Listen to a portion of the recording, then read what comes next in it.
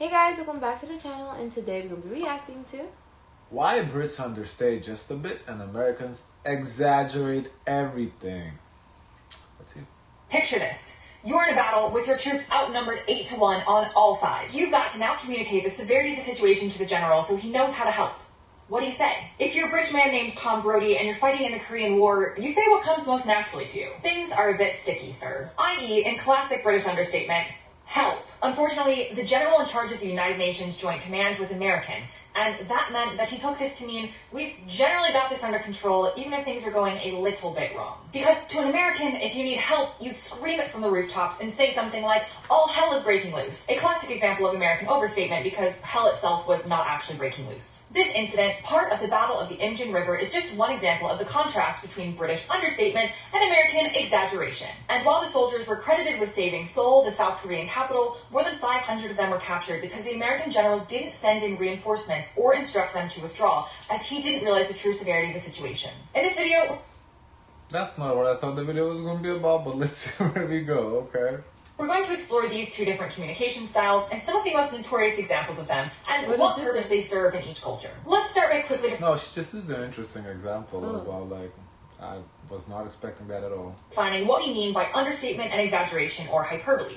Understatement is a statement that describes something in a way that makes it seem less important, serious, or bad than it really is. Exaggeration, on the other hand, is of course the opposite. It's the act of making something more important than it really is by overstating or distorting facts. You are emphasizing or magnifying certain qualities to the point that they actually become untrue. I asked my audience for some classic examples of British understatement, and some great ones were shared, including an exchange between the Earl of Uxbridge and the Duke of Wellington during the Battle of Waterloo in 1815. The Earl's leg needed to be amputated after being hit by a cannon, and he said, "By God, sir, I've lost my leg." To which the Duke of Wellington reportedly replied, "By God, sir, so you have." Another more recent one happened in 1982 when pilot Eric Moody was in charge of a British Airways flight that lost all 4 of its engines. He managed to land safely, spoiler alert, but before doing so spoke to the passengers and he said, "We have a small problem. All 4 engines have stopped. We are doing our damnedest to get them going again. I trust you are not in too much distress." There's also the Admiral in 1916 after experiencing... Yeah, I wish that she provided, like, examples of real-life situations, not, like, his historic things, because can't really relate. Seeing some of his ships exploding, who's quoted as saying, "There seems to be something wrong with our ships." You think? Now, as for American hyperbole, it comes up a lot in everyday conversation and in just normal phrases in how we express ourselves. Even our tendency to describe lots of things as amazing or awesome comes across as exaggeration. And then you have phrases like, the best thing since sliced bread, the greatest movie of all time. Or you might say, if I don't get coffee right now, I'm literally going to die. If it's hot outside, a Brit might say, it's a bit warm outside, don't you think? Whereas an American would probably say something along the lines of, oh my God, it's hotter than the surface of the sun out there. No, but that's not what they say. Never heard that expression before. Culturally, where does this come from? Why do we do this? Let's talk British understatement first, because it is so popularly used and the default communication style in the UK. Okay, so I want to do this video because I thought, you know, the British understatement would mean something along the lines that the Brits are a little more humble than Americans. That means humble? I kind of thought, because I thought, okay, I could relate because I do feel like at least Lithuanians are a little more humble than Americans. But that's not what this video is about. Are you serious? Yeah. Are you serious? I'm serious. For Christmas dinner, you guys have to have 12 dishes. What does that have to do with anything? It's just a tradition. Not having... But that's extra. That's just a tradition. It's not... Like, so why you have soup jumeau for New Year's? That's extra too. It is. Okay, well, as long as you know. I'm self-aware, you're not self-aware. Just come on, it's not... It's just overall, like, I feel like the Lithuanians are more humble than them, but that's... The point is, this is not what the video is about. It's not about... That's why I wish she gave examples of the British understatement in, like, real life examples. What do you mean by that? By what? Understatement, like... What would be an example? I kind of took it understatement as a little humble. It's like, oh, you know, something, oh, it's not a big deal, like, you know, I got it, that type of stuff, like, I don't know, you asked me on the spot, you know, like, even though... Because you had an idea of what this video was. Life is not going great, you know, you do have some issues, but you kind of don't, you just, oh, no, it's okay, everything is good. You kind of, like, just... you don't burden others with your personal problems and whatnot. So I thought it was more in that sense. But this is a little different, so I'm not sure I can relate to the British side either.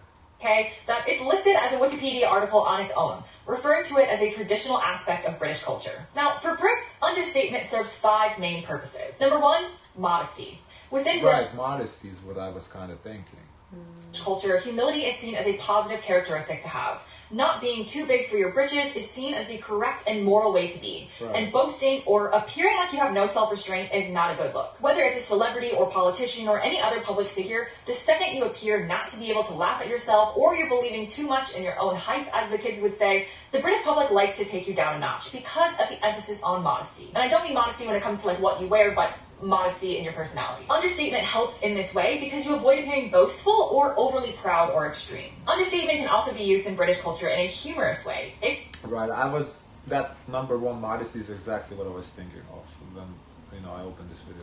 It's just funny. It helps create irony, and downplaying the significance of something can be a way of joking with others. I had a weird phase in college where my friends and I would visit some of the most exciting looking attractions around the world when we would travel, and we would take pictures in front of them looking as bored as humanly possible. There's something about not acknowledging how great something is directly or understating its importance to you or to the world that just appeals to a British sense of humor. Another thing to avoid in British culture is confrontation.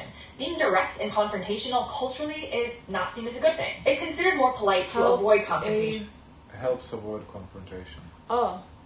Yeah, okay. To smooth things over, to sort of talk about things indirectly. And understatement helps people do that. It can soften potentially critical statements and help smooth those social interactions and help you come across as not too overbearing. Again, keep these characteristics in mind because culturally, America prioritizes different characteristics as positive and has different views on this topic. Now, the 4th way that understatement helps in the UK is it helps avoid emotions.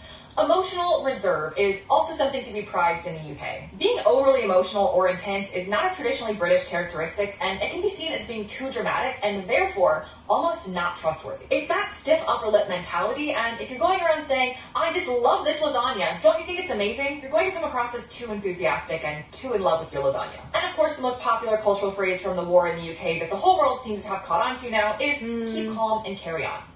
This also ties into the previous point, but understatement helps display an air of stability, which is a positive personality trait and generally looked upon as a good thing in the UK. And all of these things seem... Yeah, I guess then it is kind of how it is in Lithuania, because I do relate, maybe except for the last one, that's kind of like a British, keep calm and carry on or whatever. But the first 4, I kind of what I was thinking of. Like great thing. So why would another culture do it differently? Why are Americans going around saying the pizza they had was the best pizza in the whole world when it probably wasn't even top 10 of the pizzas you had in the last year? But understatement doesn't fit into... I didn't know that was exaggeration. I always thought that if somebody said it's the best, it's legitimately the best. I thought this is the best they ever had. I didn't think they say that to exaggerate. I never even had that thought that this is an exaggeration.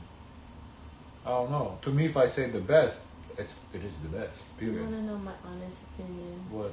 I don't like this video. To American culture in the same way it fits into British culture. Exaggeration does. And here's why. Firstly, you'll remember from our past communication videos that America does not value indirect communication. America values direct, in-your-face communication. That's true. While exaggeration and hyperbole swing in the complete opposite direction. My issue is with this video, it's like you're either here or there. There's no like a good mix. What do you mean? Because either you're understated or you're exaggerated. You cannot be in the middle, you're saying? Balance. Yeah, I mean, but to be fair, balance is like, utopia a little bit, kind of. Like, it's... No. But it's kind of crazy to think that's all the way either you're understated or you're... It's like you're either understated or exaggerated. These are the 2 types that you can I be. get what you're saying. I'm just saying there should be like some sort of Can deviation. you be somewhere in the middle, right? Yeah, like now you don't even have to be in the middle. You could be deviated between left and right. I think you can be. I think you can be. Because there's some things you're passionate about and things that you're not. True. Yeah, I think she's just taking the opposite poles of the both sides. Direction to understatement, and you could argue you're not. To me, that like the whole like, oh, this is the best pizza. I really, I never thought that people just exaggerate. Sad that this not. They say that in exaggeration. I always thought if somebody says that, that literally means this is the best. If you pizza say I've ever had. it depends. It depends. Are you being paid to sell this pizza? Oh, or like of course. you really are hungry and you haven't eaten all day. That's your first meal, and you decide that's the best pizza. Or are you being like normal and really saying, okay, out of all the pizzas that you have eaten, you have tried, this is the best pizza. Okay, that's a great point. Actually, obviously, if you're being paid, bullshit, whatever. However, if you are starving and you have, like, if you haven't eaten all day and you've worked all day, like, I don't know, physical labor or something, like, if you help, you know, if you moved furniture, if you had to move and you moved the whole fucking day, and like at 7 p.m., 8 p.m. at night you go eat and you say, oh, this is the best. Okay, that is exaggeration. I don't think that's an American thing. I think that's anybody's thing. Mm-hmm. Yes, that is true. However, if you're just eating regular pizza and you're like, damn, this is the best pizza I ever had, I feel like you have to feel this is the best pizza I've ever had. You have to feel it. You believe it at that moment. Yeah. So I don't think that's an exaggeration. Yeah, that's fair. That's like, you can probably have that like 3 times in your life because every time it's the best, better than the previous one. Right, but yeah, I think that's, because that context is important. If you haven't had like food and you really hungry, then you're just gonna feel like it is the best. The fact that she keeps pointing at historical moments, I don't like that. It's like that's not a good way to make a point of something. Yeah, that is not making no point for me either. Like what happened at war, like what? Exactly direct, because they're not even true, because hell is not literally letting loose. It's more direct than understatement. And while it may lead to confrontation, American culture is less afraid of confrontation than British culture is. That is true. That is very big. That was very big cultural shock for me when I came. Yes, what example? Is true.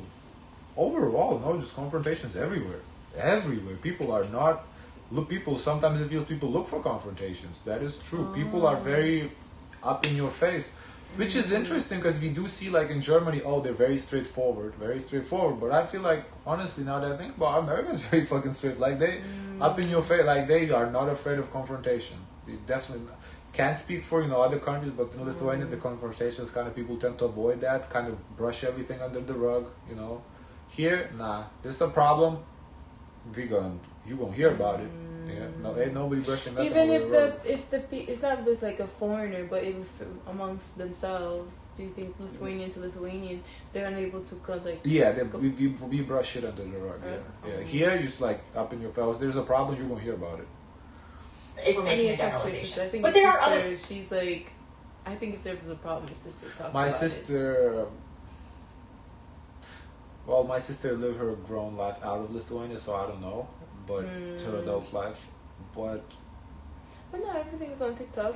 I feel like different generation. I'm speaking for my generation. She's younger than me, I don't know. But from my perspective, it's definitely people brush stuff under the rug. Yeah. Ways that exaggeration actually fits well into American culture. In contrast to British culture, I feel like I said culture way too many times in this video.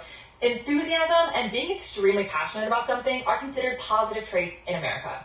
We love people who love things. We love to love things, and showing that excitement comes across in a more genuine way in the US than it does in the UK. Hyperbole helps But I feel like Europeans love that about Americans, that they come and they're like always happy, and so when we do these reactions, American stereotypes or whatever, what you like about them, it's always like, they're always very chatty, very like happy. So I feel like that's what's loved about Americans, if anything. Convey that expressiveness and makes you more likable in the US, not less. It's also considered an entertaining way to speak. It makes things more interesting to American ears, and that's highly valued in American society. Number 2, emotional... That's true, and honestly, it's not just I guess I can't say, because I get that in YouTube comments a lot. Like, I'm boring, I'm not enthusiastic. They want me to be like jumping out of my chair, like kind of like Kai Cenat, like they want us to be like Kai Cenat, jumping out of like chairs, like at every single word that So that is true what she's saying. Like being all that enthusiastic is. Now I don't know if the comments come from Americans or not. Sometimes based on their names, I think they're not just Americans. So I don't think that's an American thing. But it is like the enthusiasm is definitely looked upon as a positive thing. Openness is also a trait of American culture. We're not taught to filter our emotions, but rather to tell them everyone we know who definitely does not care. And oh my god, that bothers me. Yeah. No, I'm understated. That is true. We definitely brush our emotions under the rug in Eastern Europe, for sure. Here, they need to bring that back. Sometimes people too open yeah, with emotions. It's too much. like, for example, but even here though, that people say, "Oh, men don't cry." Like, it's not like an Eastern European saying. So again, it depends where, I think, in the States, because there is that also. I don't know. Really does help us to express this emotion. It's charged with emotion, it's filled with drama, and as a culture, we don't shy away from that. From a consumer and marketing perspective, American consumerism... You know what just hit me now? Why? Like it is like when Europeans watch the American reality, and it's all fake. It's all that fighting, all that drama looks fake. Mm-hmm. From European perspective, it's definitely fake, because all that confrontation just don't happen, at least from Lithuanian. It don't happen like that.